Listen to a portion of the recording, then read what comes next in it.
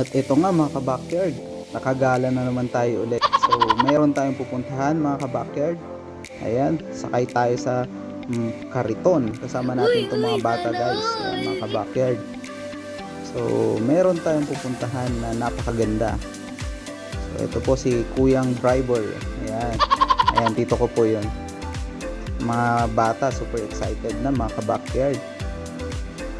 Ayan.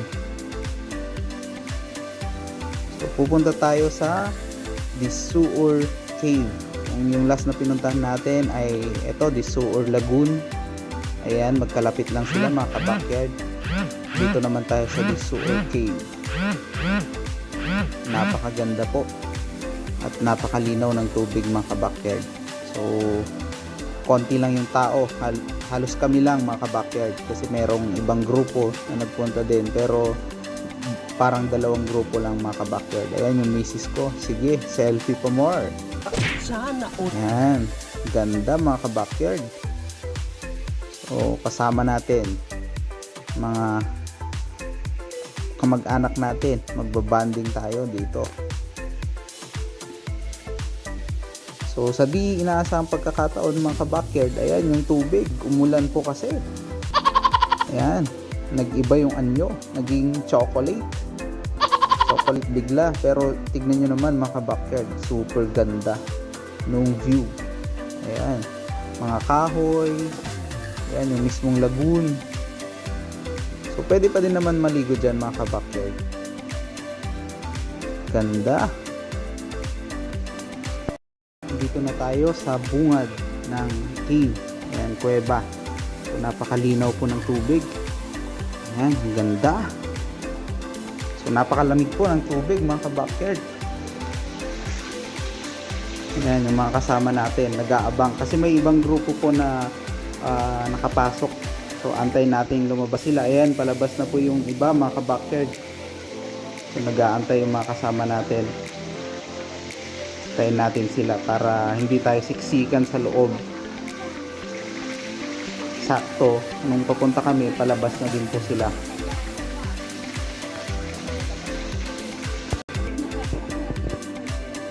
So, ilawan natin sa loob. Ayan, excited na kami. Yun! Dulong-dulo. So, kailangan namin gumapang ngayon dito mga ka-backyard. Gagapang kami para makapasok sa cave. Ayan, nandito na tayo sa loob. Abangan natin yung mga kasama natin. Ayan, ito. Kita nyo naman. So, may mga, yung iba pa po dito, palabas pa po yung ibang grupo. Ayan. Pumasok na kami sa sobrang excitement namin. Ayan, paggapang guys. Yung pagpasok at paglabas, kailangan gumapang. Pero dito sa, pag nakapasok na po, sobrang worth it yung pagpasok natin. Hindi naman ganong mahirap. Ayan, disclaimer lang, kailangan mong mag-diet bago ka makapasok dito. Ayan, so yung mga gustong bisitahin to mga ka-backyard, diet muna. So kami, syempre sa haba ba naman ng nilakad namin, bigla kaming pumayat. Ayan, yung misis ko mga ka-backyard.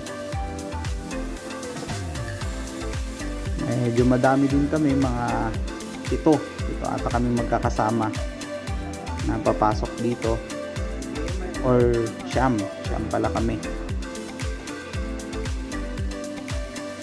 Ayan, tapos kailangan syempre magbaon tayo ng flashlight para makita natin yung magandang view, para naman ma-enjoy natin syempre, para makita din natin yung dinadaanan natin. Ayan, ang lamig po ng tubig dito, galing po sa bundok yung tubig dito. So okay na po, pwede na pong tumayo dito sa loob. Ayan, yun nga lang, medyo may part pa na pahirapan yung pagpunta. Ayan, tignan nyo po mga ka-backyard, ang ganda ng view. Ayan, chichilap sa Ilocano. Ayan, shining. Shine po yung pader. Ayan, di ko alam tawag dyan mga ka-backyard, bahala na kayo. So, yung iba dito hindi na siya ganun kasi ganun na nagsha-shine kasi nga ayan, kung papansinin nyo medyo brown na siya. So ibig sabihin na hawakan na siya or napak-apakan na. Ayan, so aakyat tayo mga ka-backyard kasi hindi tayo kasya. Ayan, tada! Nagkasya din tayo. Magic. Ayan, may kasama tayo na iwan. Hindi daw makapasok. Ayan, hirap na hirap. Hindi nagkasya.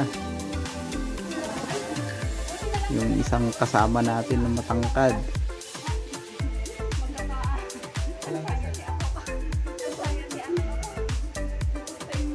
Tayin natin saglit mga ka-backyard.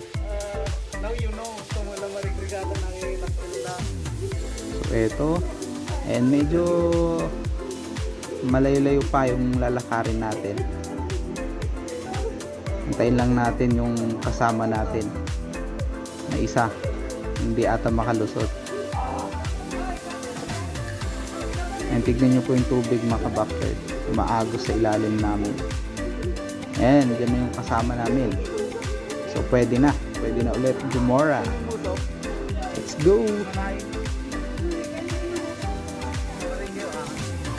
Ang ganda, kaso masikip lang kung daanan, pero maganda naman, nag-enjoy, nakaka-enjoy naman. Ayan, tignan nyo ang ganda ng ating mga farm, hindi ko alam tawag dito, kung stalagmites, stalactites, mahala na kayo. Ganda guys. So nag-shine or yung pader pag nasisinagan ng ilaw mas lalo siyang, ayan yung misis ko, selfie po more. And mas lalong nakikita yung kagandahan ng pader. And sobrang lamig ng tubig dito mga ka-backyard. So bato-bato itong ilalim. Paano kaya kung makakita kami ng ahas dito? Paano kaya kami makakalabas? Char lang. Ayan. So yung isa pa man din namin kasama takot sa palaka. Ayan, mamaya biglang may lumabas na palaka dito. Ayan, nandito na kami. So diretso ito kasi mga ka-backyard, kaso gumuho yung lupa. Ayan, hindi na siya passable. So merong daanan dito, lalabas sana kami dun sa may bundok, kaso gumuho daw po, sabi ng isang kasama namin na taga rito, yung tito ko po. May napansin tayo mga ka-backyard, may mga pan pala dito. Ayan, si COVID. Ayan, paniki ang may pakana ng COVID.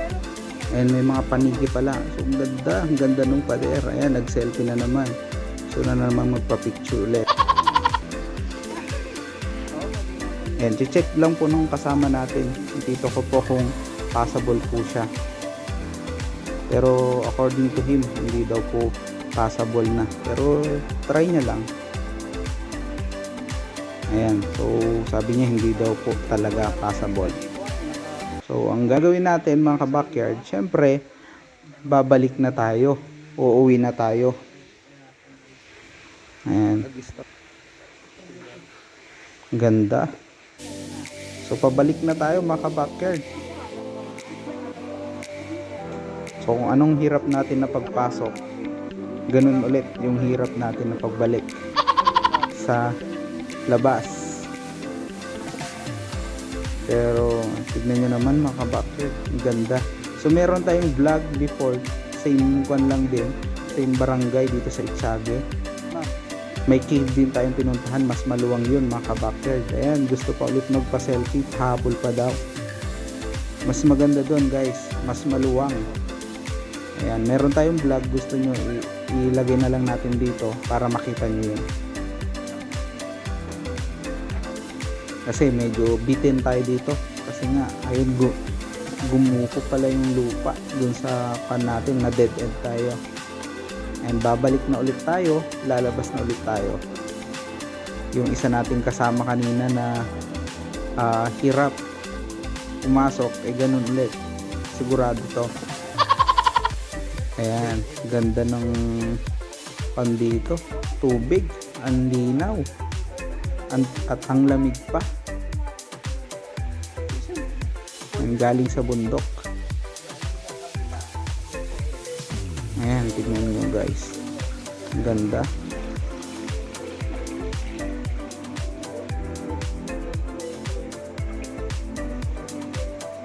Tara na ulit. Ayan, tignan nyo yung pader dito. Ang ganda. Nakaka-amaze yung nature talaga natin. Ayan, pahirapan ulit sa paglabas. Ayan, kaya sabi ko sa inyo, kailangan mag-diet kayo pag pumasok dito. Diet din pag may time. Para mamaya dito pa kayo matrap, ano.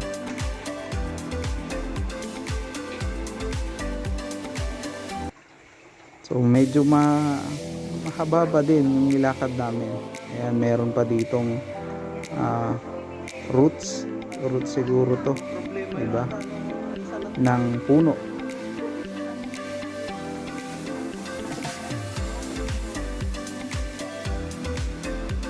Ayan, kailangan doble ingat lang din kasi syempre hindi natin maiwasan masikip tong daanan, and then madulas.